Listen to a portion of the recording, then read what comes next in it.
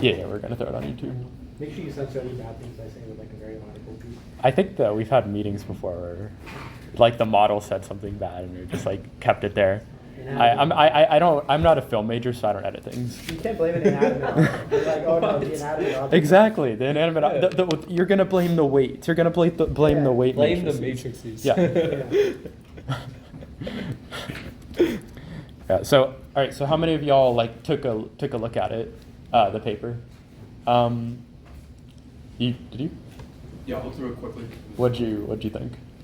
It was probably really. For me, it was like interesting. The math was interesting. It was completely different. Yeah. way of looking at it. Yeah, I thought the first time I looked at it, it was like confusing because none of the theory, like anyone ever, nobody knows like state space models. So Yeah. yeah, I was just curious. Yeah. So to start, how many of y'all know like how a basic neural network works? Just curious. Oh, you do. All right, everyone. I No. know a little bit. You know a little Yeah. I think we need a refresher, right? So I'll go through it real quick. So basically, We should do yeah, a refresher. yeah, we should. So like just the idea of a neural network, I'm not going to go into like, oh, how do you train it and stuff like that, because that's like beyond the scope. But basically, what you have is you have a differentiable function. So we'll call that y is equal to f of x, and it'll have a bunch of parameters. So the parameters will be some weight matrices, a, b, c, and so on. And you basically just have this parameterized function that's differentiable. It has to be differentiable. And these are the parameters here. So the basic idea is if I have a data point, or I have like a set of data points, so you can think of that as, I don't know, like images of dogs and cats. So you have a set of data points, that'll be our x, and y will basically be like the label for that. So you have some image, you throw this through f of, our function. So there we go, beautiful cat. And then it will pop out a prediction of, is this a cat or is this a dog? And you can make that differentiable. So you can basically say, oh, 0 corresponds to cat, 1 corresponds to dog. And you have this differentiable function that can learn something. And you can teach it something by saying, by giving it a loss. So you have this loss function. And in this case, the loss function would be, if this is a cat, I expect you to output a 1. And if this is a dog, I expect you to output a 0. So how far is the prediction from that? So is it doing a good job? If it classifies all of them as cat, that's a 0 loss. So the lower the better. If it classifies all of them as dog and they were all cats, then that's a high loss. The loss is arbitrary, but as long as it's differentiable. So real quick speed run on neural networks. And basically you just have a bunch of weights in here. The weights are matrix multiplications, basically with activation functions in between. Just a glorified a bunch of matrix multiplications, but all you really need to know is f is a differentiable function, and there's a loss where the higher the loss, the worse it's doing. The lower the loss, the better it's doing, and it needs to be differentiable. Yeah, It's differentiable because we train by Back just prop. taking Yeah. backprop, which is Gradient basically just descent. gradient descent. That's why. That's it. Yeah, so I'm not going to go into that any further. Yeah, I think that's it. Yeah. So state space models are, I guess we'll start with like a recurrent neural network. So the idea behind, let me put this in, a recurrent neural network is you want to model like some sequence, and we'll just talk about text because that makes it easy.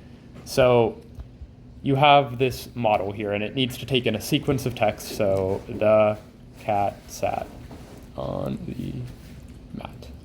And it needs to do something. We can have it predict the next word, we can have it classify something, and you have this model that does that. But what we need it to do is just take in a sequence and output something. So in this case, we'll say, oh, it predicts the next word. So if we have the cat sat on the, it would output the word mat.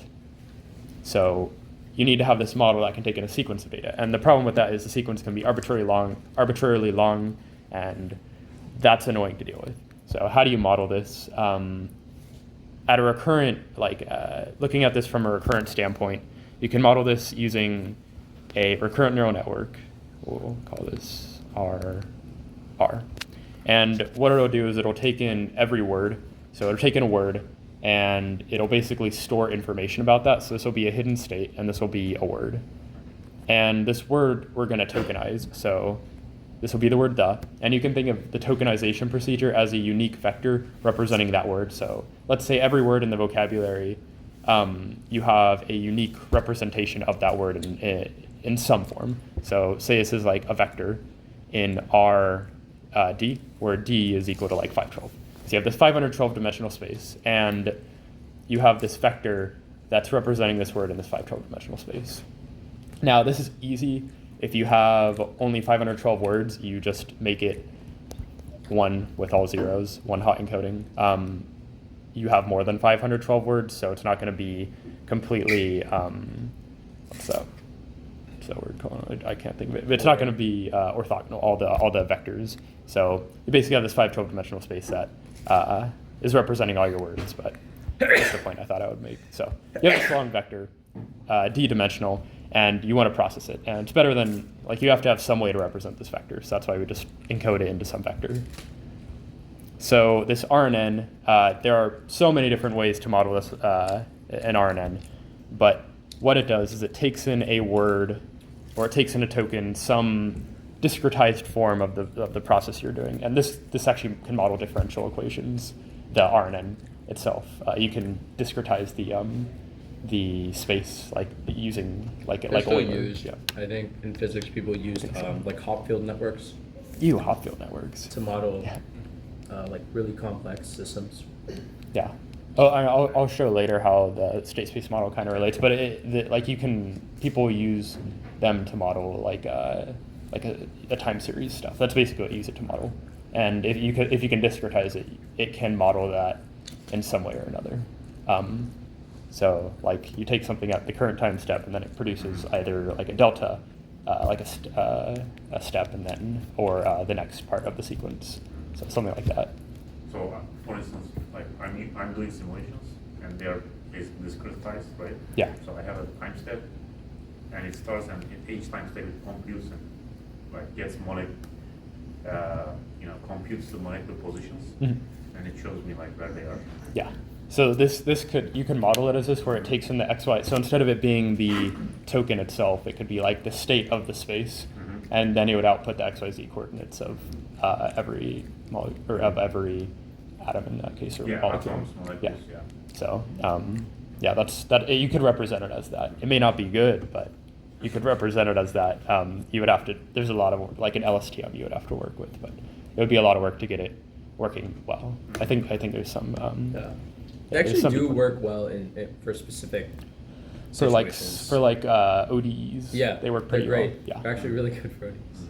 but If you have a complex enough system, like physicists still use like Hopfield networks sometimes to I hate simulate Hopfield networks. But state space models is based. They are I think they were initially proposed for like physics simulations. Yeah. So in dynamics Sounds right. we use them actually. Oh, that's awesome. So Yeah. you have a mass. It has velocity. It can have like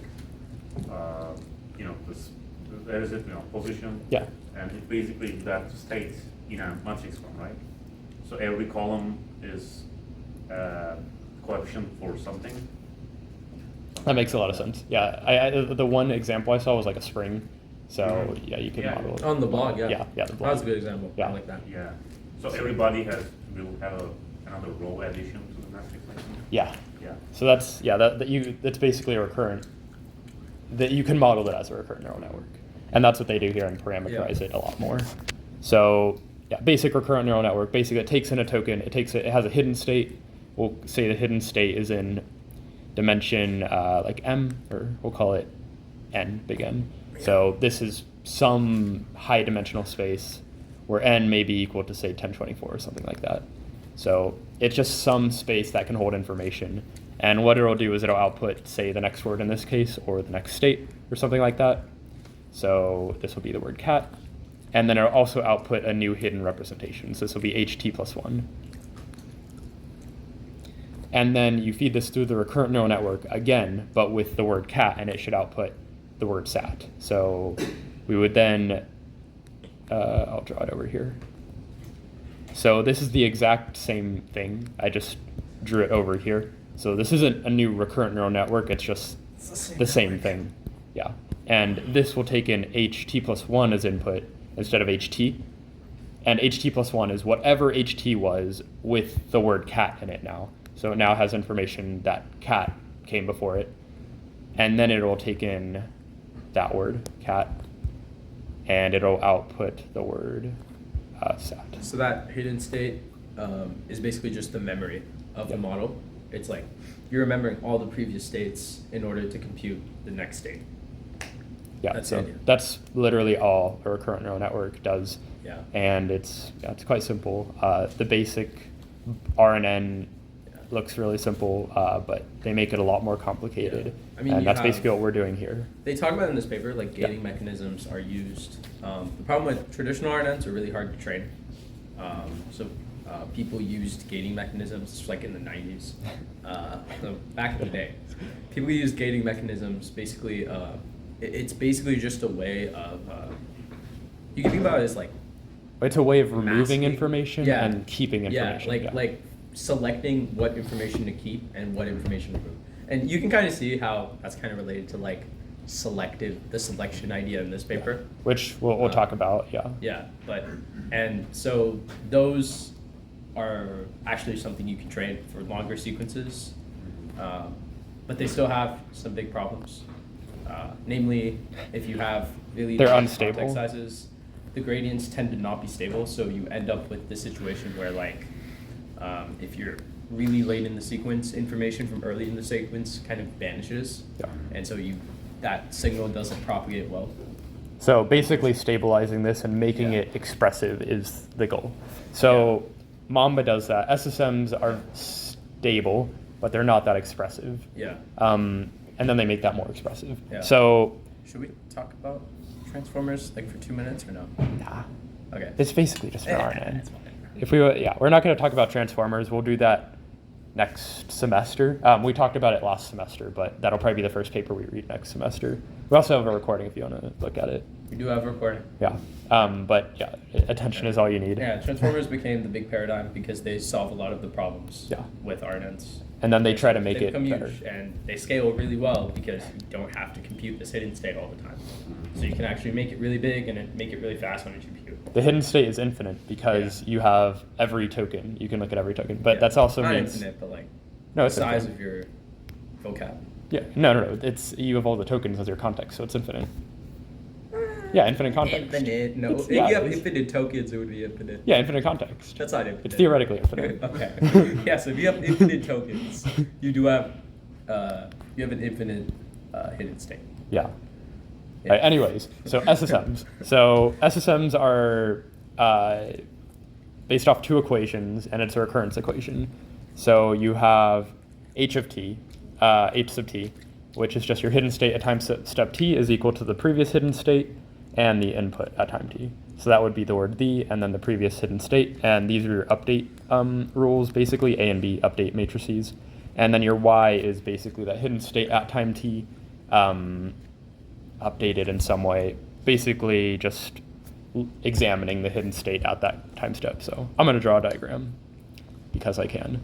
So you basically have xt here, and you have ht.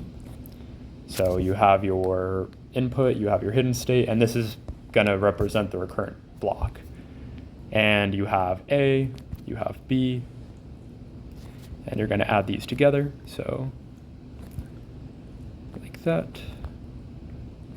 And then this will produce your hidden state. So this will be ht plus 1, like that. And then you take ht, oh, I guess this would be ht minus 1, whatever, same thing. You take ht, and then you put this through C, so that'll be a matrix multiplication, and then you get out y. So that'll be yt. And that's all it does. So pretty simple. The matrix dimensions, so if your xt is in R of n, and your yt is in R of n. Oh no, never mind. These are all scalars.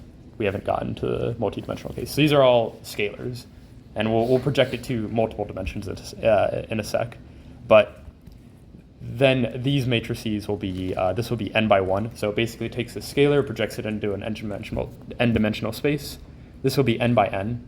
So you have this n by n dimensional, or you have this hidden state that is of size 8 or of size n, and this is just A is basically your update rule. It's saying how much of the information am I going to keep from the previous hidden state, and it can remove all of it. It can be all zeros. If it so desires, it would be useless, but it could be, or it could be something else, something that it learns, and then this will be 1 by n. So this takes it from this hidden state that like this unobserved hidden state, and then it projects it down to a new scalar. So that's all an SSM does. It's pretty simple. Yeah, and one big point to make is that these are fixed for all of time. So you have these matrices, A, B, and C, that have to represent this. You could think of A. A has to route information at every time step in the exact same way. And you can see how that would be very limiting. So Mamba basically changes that from a static matrix in time to a dynamic one, which is kind of what attention does. You're talking about A or B? Oh, all A, B, and C. All of them are static in time.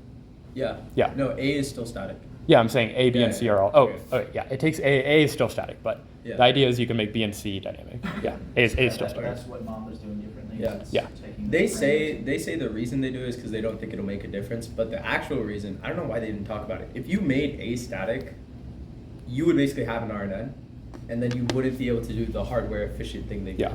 You would, because you would be bottlenecked by computing that hidden state every step. Sure. And so you can't make it fast on it. Like there would be no way to make it fast on a GPU.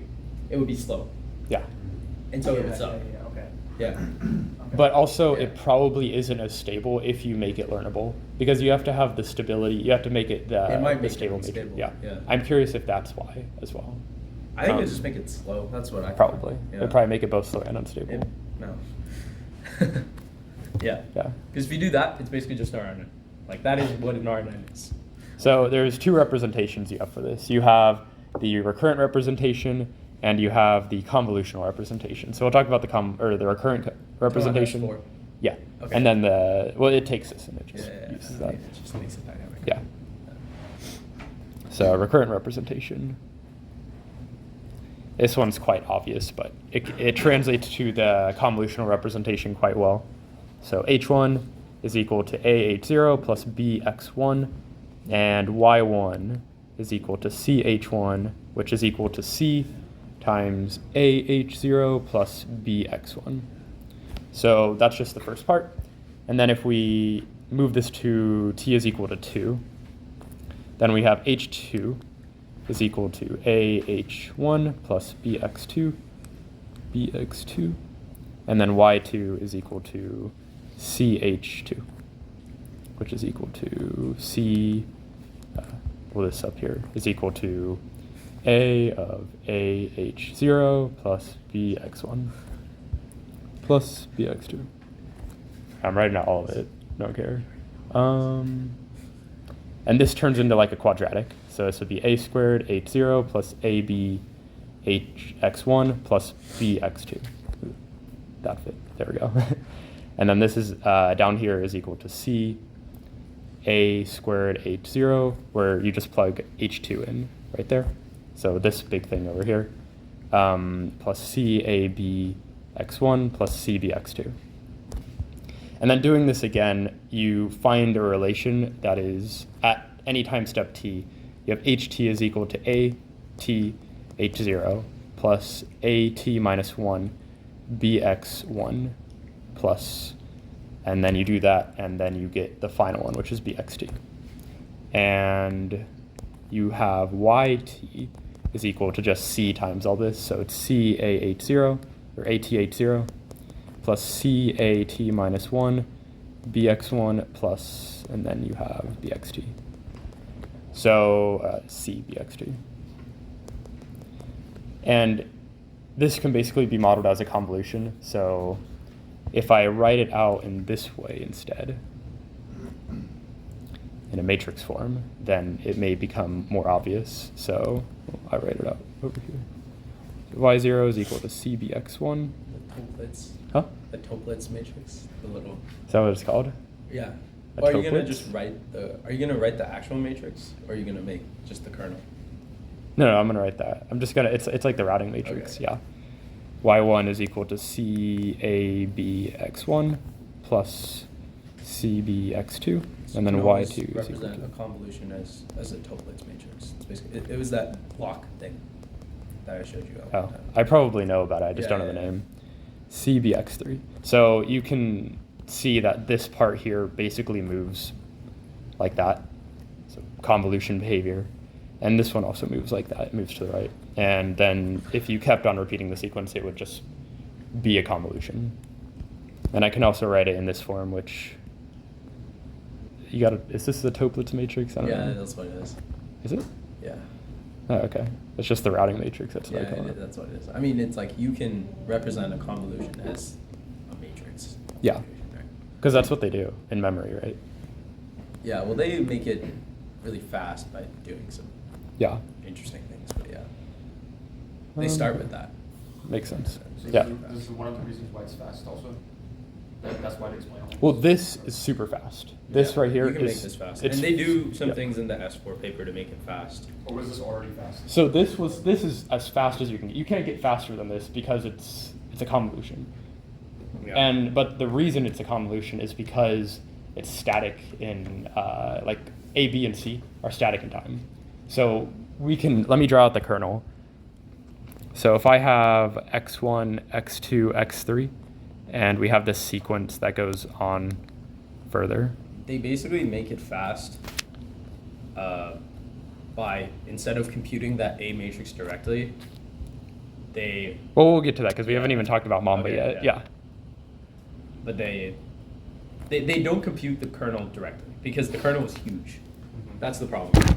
So that matrix is actually huge. It's the size of your sequence, Yeah. which is massive.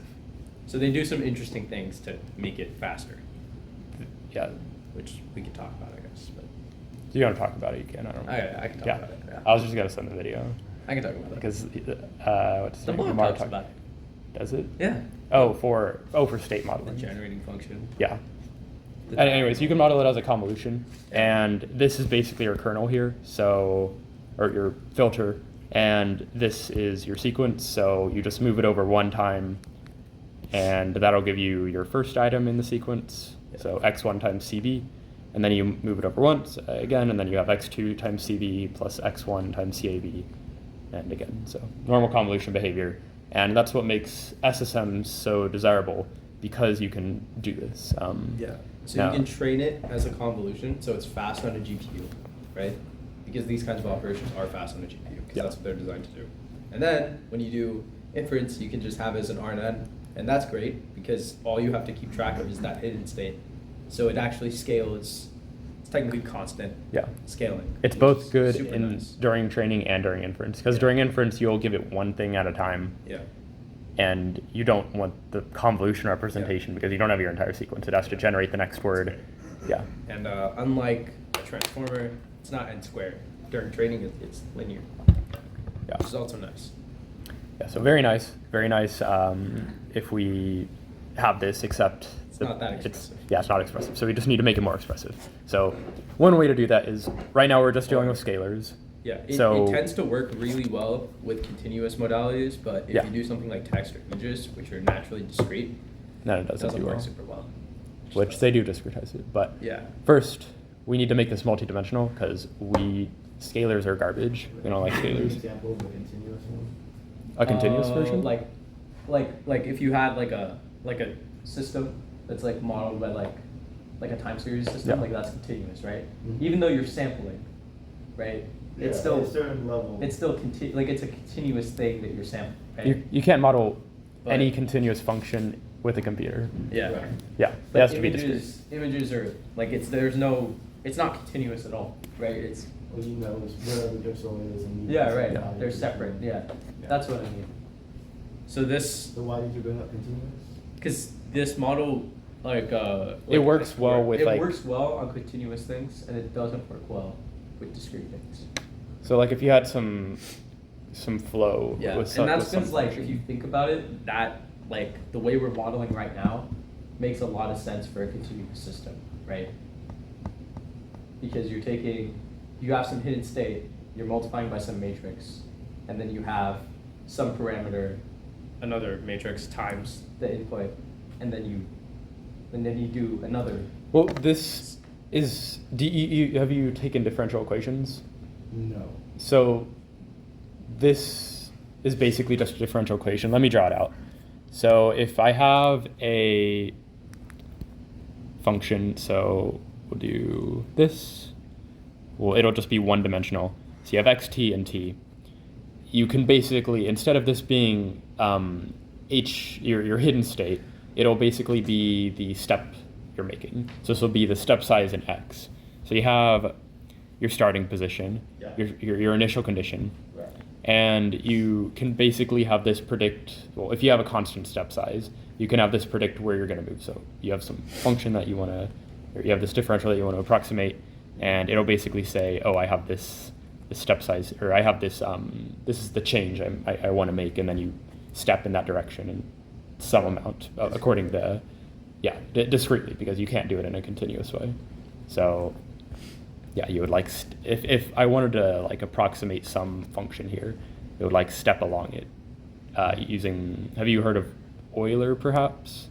Euler, there's an Euler method where you, and if you look up, it's like a really simple method. It's basically, if I wanted to approximate something, I step in the direction of the gradient, and I just basically do that according to some step size. Yeah. Yeah.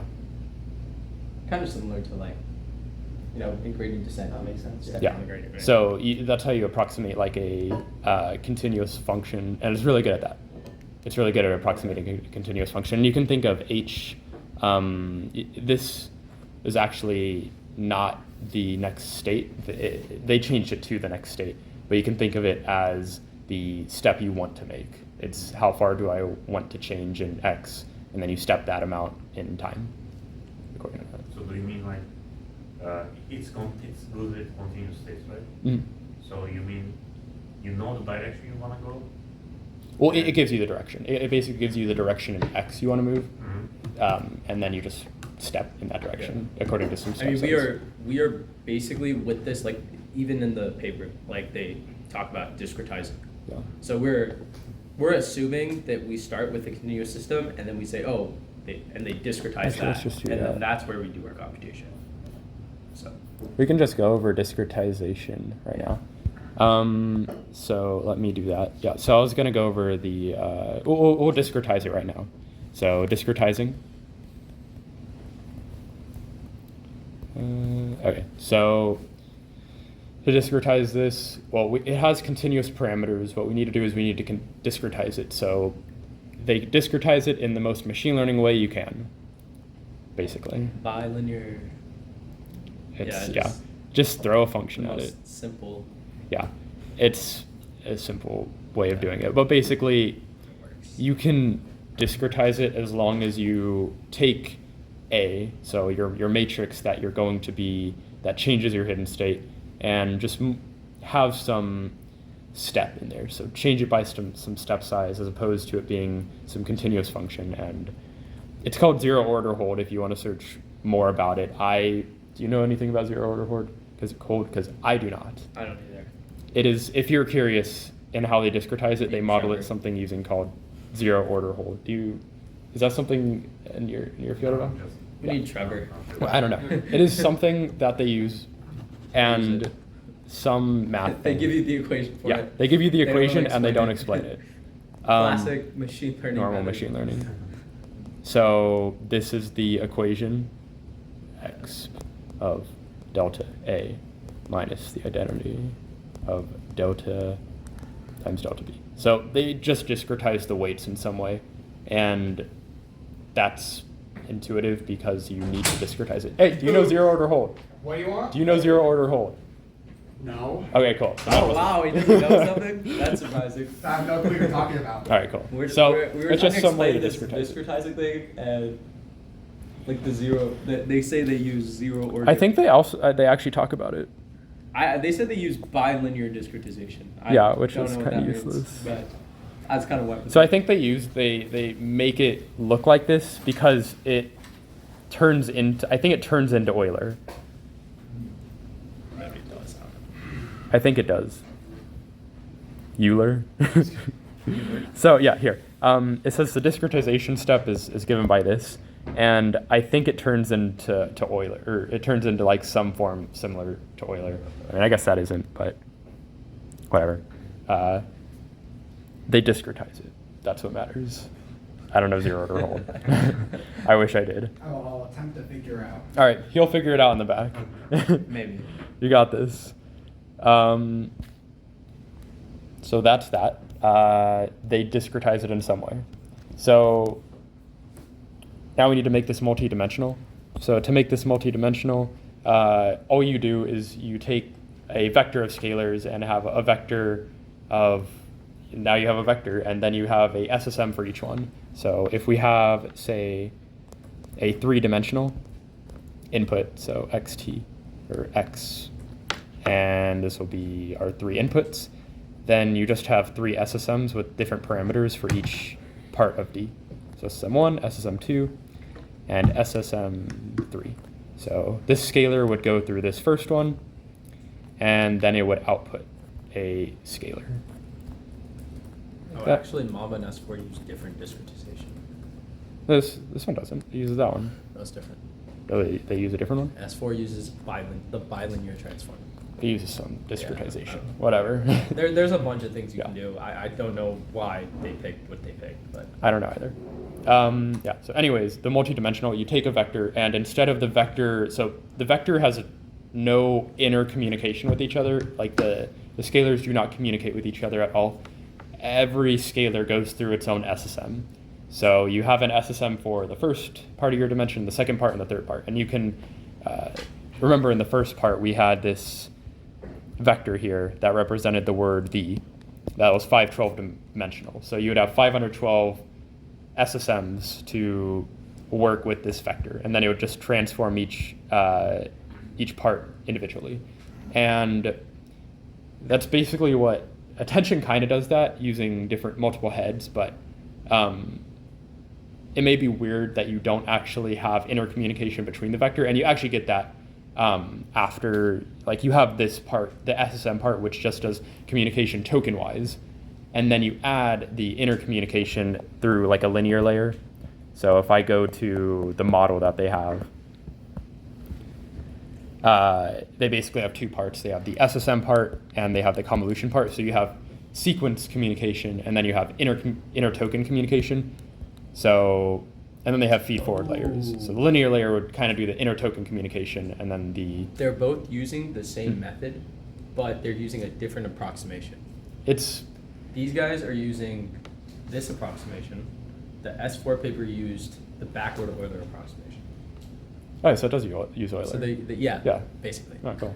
Well, yeah, it's Euler. Okay, I have what it is. What is it? Stupid. So think about like an ODE system, and you evolve the ODE system, right? So why the time step? So if you have time equals 0, you're at a certain place, and then the next time step you're at a new place, right? The only thing that zero order hold does is that over that entire interval before you get to the next time step, you're gonna keep the input constant, so it won't be changing. The reason why you might want to do that is because you want to imagine that your discretization is always correct over that interval, right? You don't want to have to say like, okay, halfway through the interval, my input is going to change. You want to say, okay, at the next point, my interval is going to change, or my input will change, so that you're getting to the right place, or at least your discretization is bringing you to the right place every time. That's the idea. Makes sense. So yeah, there you go. Discretization. Yeah, and to model this, you basically just model it dimension-wise, and then you have interdimensional communication with the linear projection. So you have both in Mamba. Yeah, so that's how you make it multi-dimensional. And you can imagine, like, after the SSM layer, like I would have this SSM. So you would send all the inputs through there. It would create your three outputs, and all of them are independent. And then you would have this fully connected layer, which would connect all the outputs. So like this. So that would be your linear, fully connected layer. So SSM, only inter-sequence communication. Okay, so one last thing before we get to actual Mamba is you have to structure A. So A is your update rule, and if it updates your hidden state, and you need to add structure to it, or else it'll learn something crazy. that will obviously diverge because it doesn't care. It doesn't care if it diverges or not. It only cares if it approximates the function as it is seeing. So you need to add some structure to it. And they do that using what's called a hippo matrix.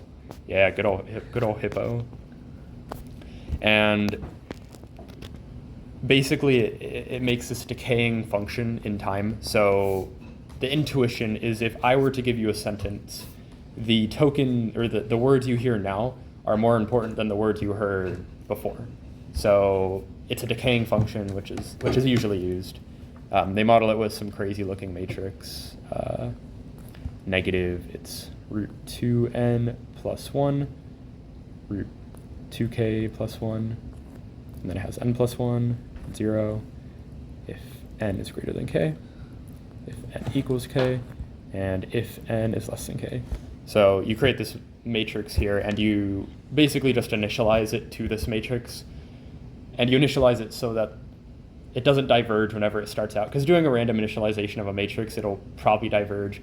But doing it in this way, since the token you have now, since the tokens decay, it means that you won't continually add to this hidden state over and over and over again. Because if you do that, let's say this was just the identity, or A was just the identity, then you're going to just be adding token on a token on a token on a token, and that'll obviously diverge. So this, having the decay function, ensures that it doesn't do that, where it just keeps on stacking the tokens over and over and over again until it diverges to infinity. So that's all this matrix does. It's just a decaying function in time. And you initialize A to that, and then it learns how to kind of manipulate that. And they find that it stabilizes it. And that's just stage 4.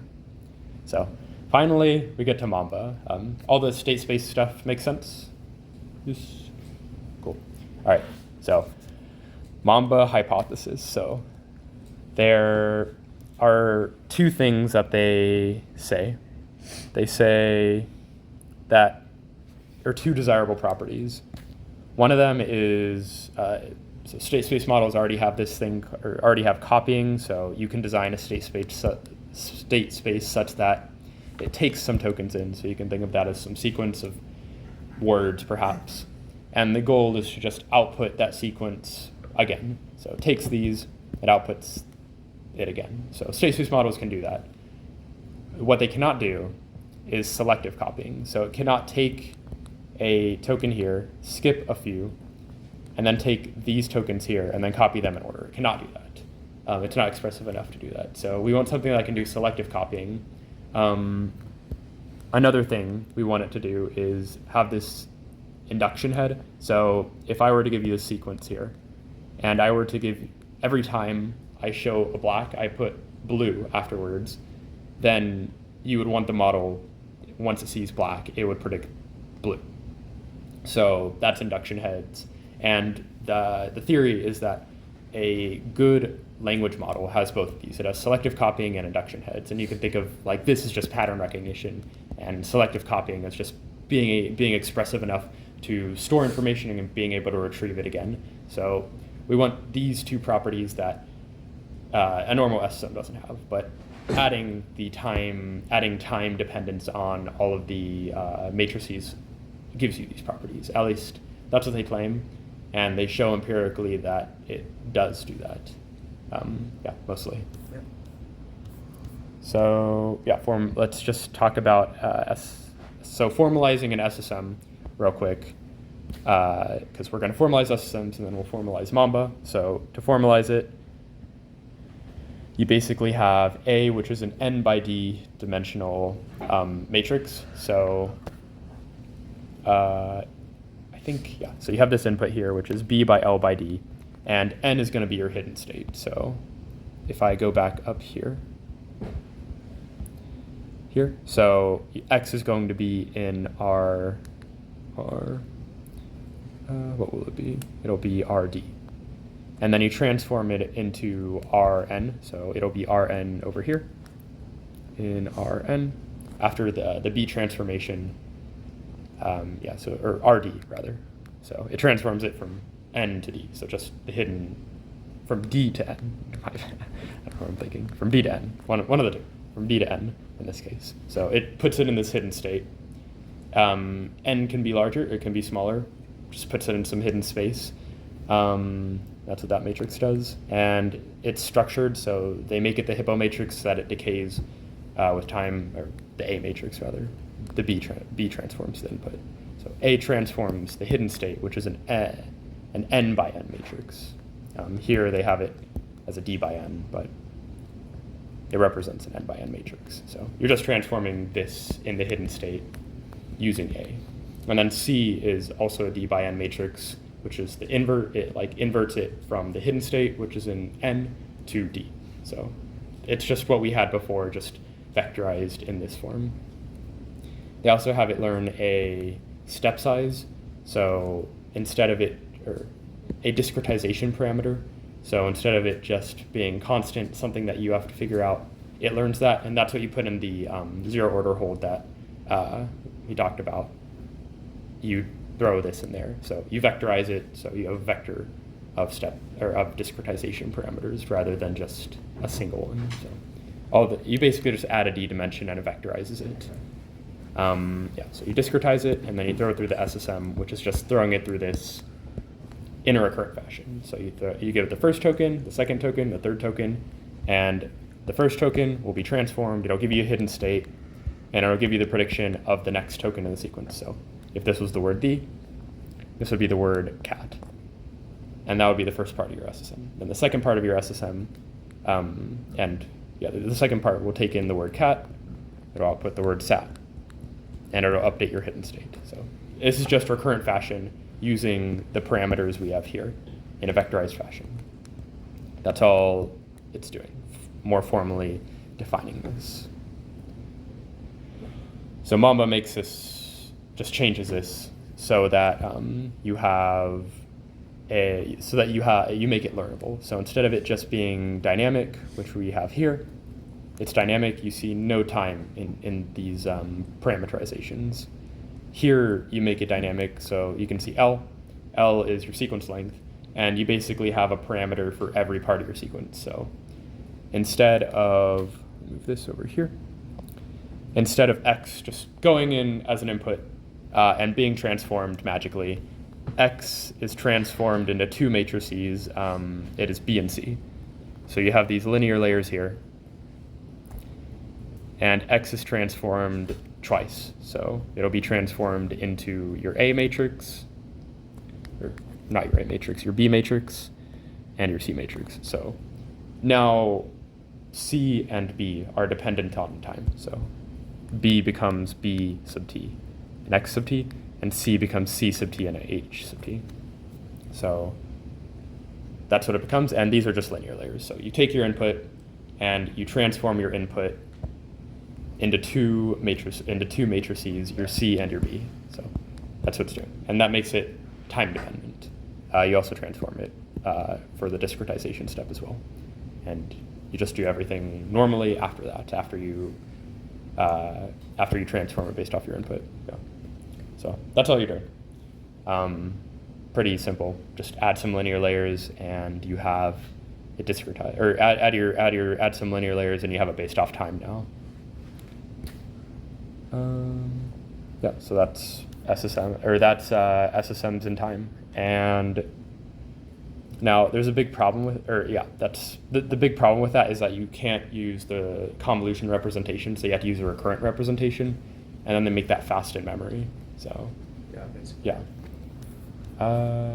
They compute it with a scan, basically. Let's see, can we find the And they also do, so in a GPU you have high bandwidth memory and you have the SRAM, and doing computation in high bandwidth memory is quite slow. Hi. Hey, what's going on? Just say hi. Want some pizza? We have pizza? Yeah. We do have pizza. Feel free to take some.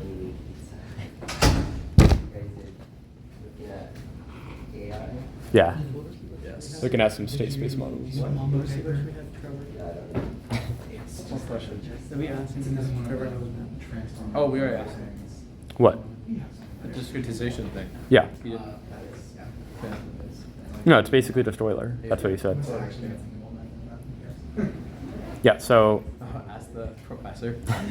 As the professor. Yeah, so you basically are just transforming these with linear layers here and here, and then that makes a dynamic B and C weight, and then it makes a dynamic delta as well, which gives you a dynamic matrices throughout your sequence. And as you model the sequence, B and C change based off time. It's a function of time rather than it just being a normal function. Just it's a function of time. Time variant. Yeah. But You can't model importantly, this. A is still Yeah.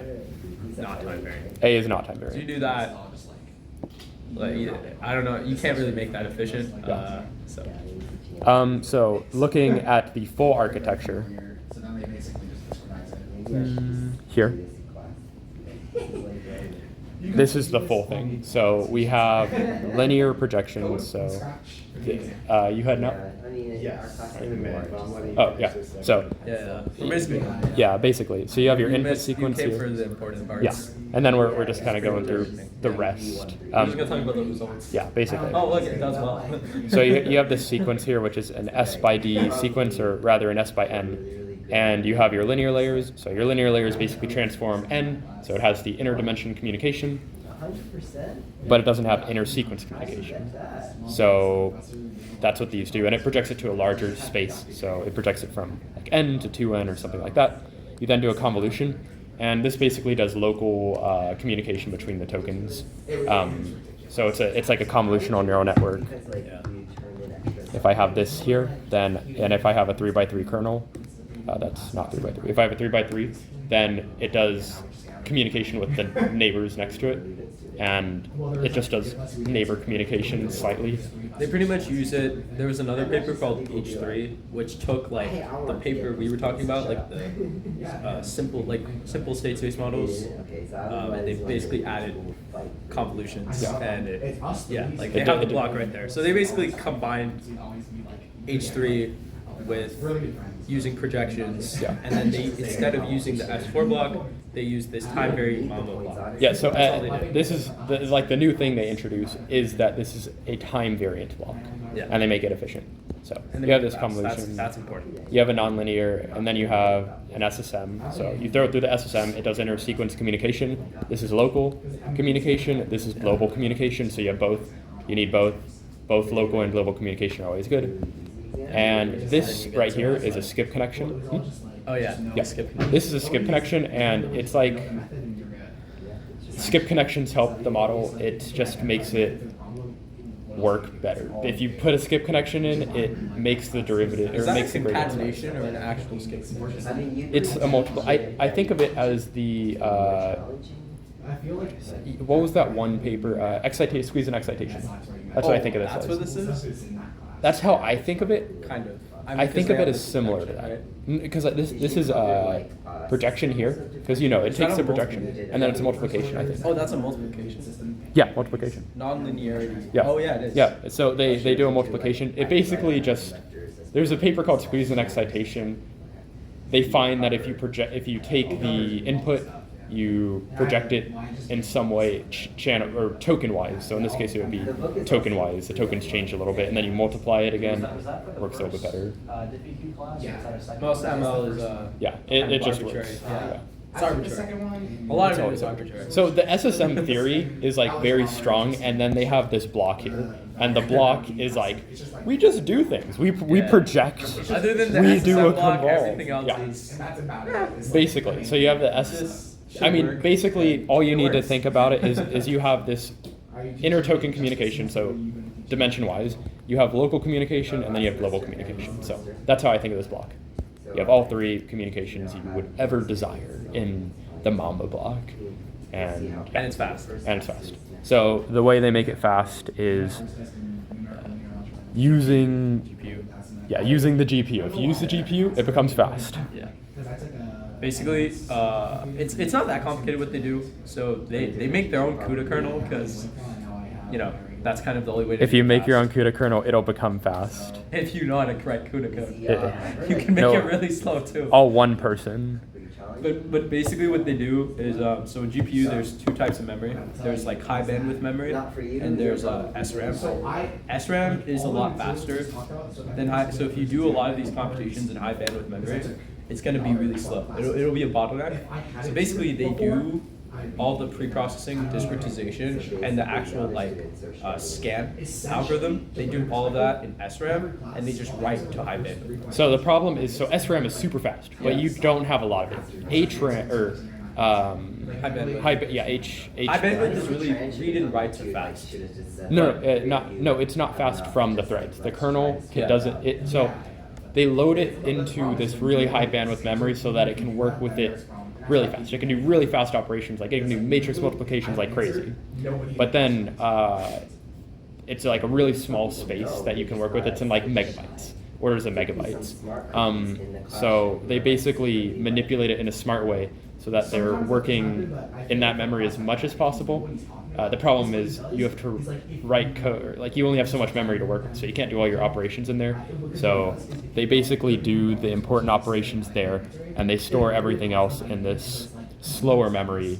And if you write that in a good way, it works well. If you look at the code, you can take a look at it. If you hate yourself, you can understand it. It's not that complicated. It's not that complicated.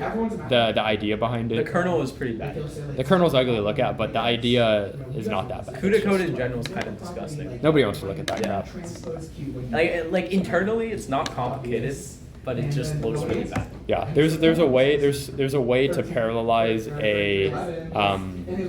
a recurrent sum using a scan mechanism, and that's what they do. So it's a way to like parallelize the sum. Yeah.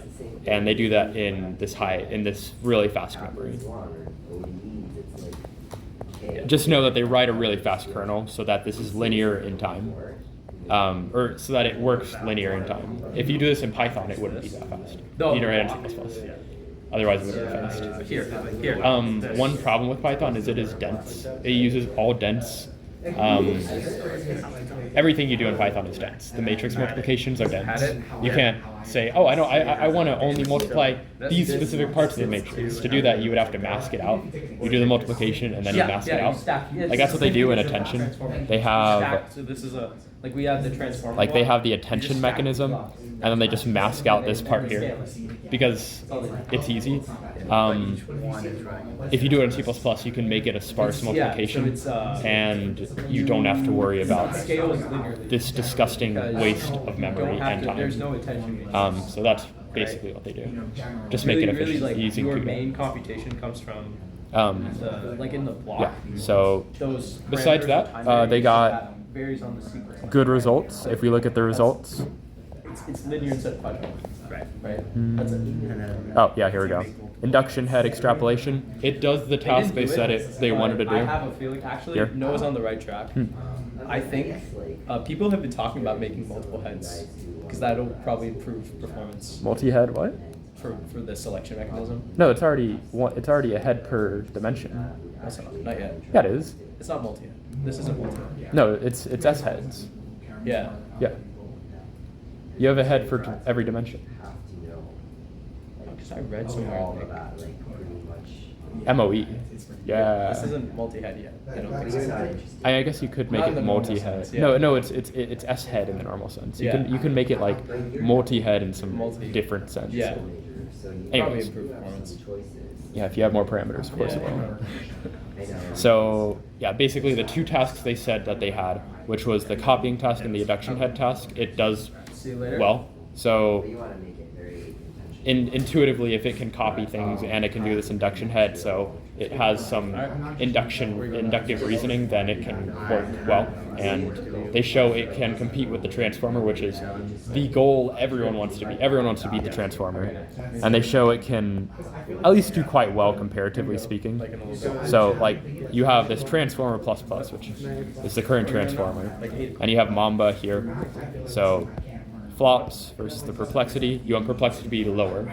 The lower the better, and it's basically the same. It's not significantly different. It's basically the same. Same here. So as you increase the number of flops, the perplexity goes down, as you would expect.